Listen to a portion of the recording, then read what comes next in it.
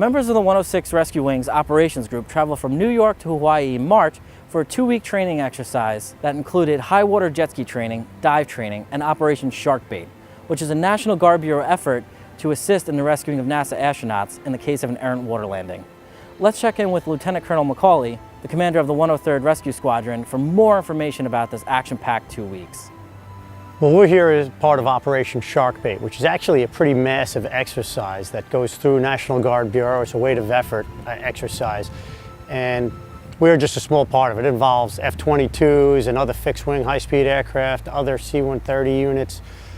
For our part specifically, it's the rescue squadron working with the C-17s, again, preparing for the future of the global war fight, being able to reach anywhere on the globe as a rescue team. For this year's exercise, the scenario simulated a downed space capsule that had to return early from a Mars mission.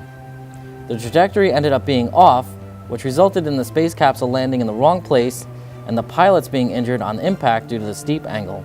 The scenario is implemented so that the PJs can be able to recover any of the NASA personnel in case anything went wrong or anything, any contemporary issues occurred.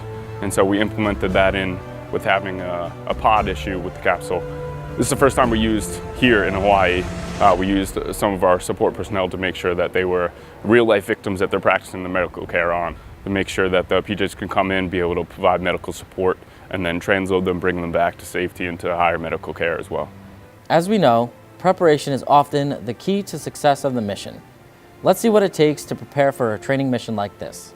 The day before we execute, really it's the time to get in the weeds and do all the pre-planning and mission planning with the crews, all the agencies involved, and then the time to work with the team and nail down any issues we have and make sure that our gear and our mindsets are right for when we're actually going to execute.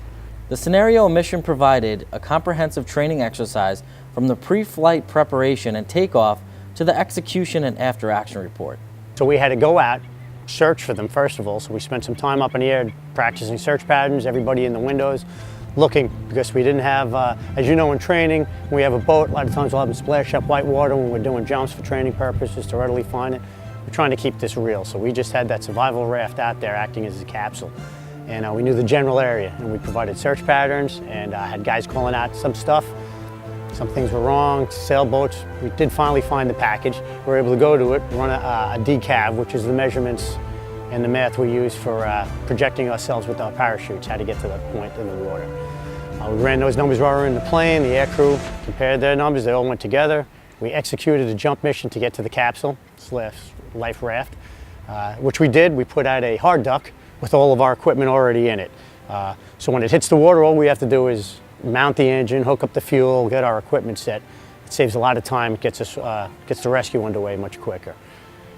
So we were able to do that. It all went uneventful. It was a great exercise. The hard duck was successful. And then we had additional equipment similar to what really happened on the Tamar mission that occurred last year, where we got to the water, we assessed the patients, and you know, we have so much medical stuff, our PJs have such medical capability, can't bring the entire hospital with us. So we're able to assess the situation and then have bundles of specific medical equipment dropped to us that best fit the situation. So we did that. We had additional bundles dropped.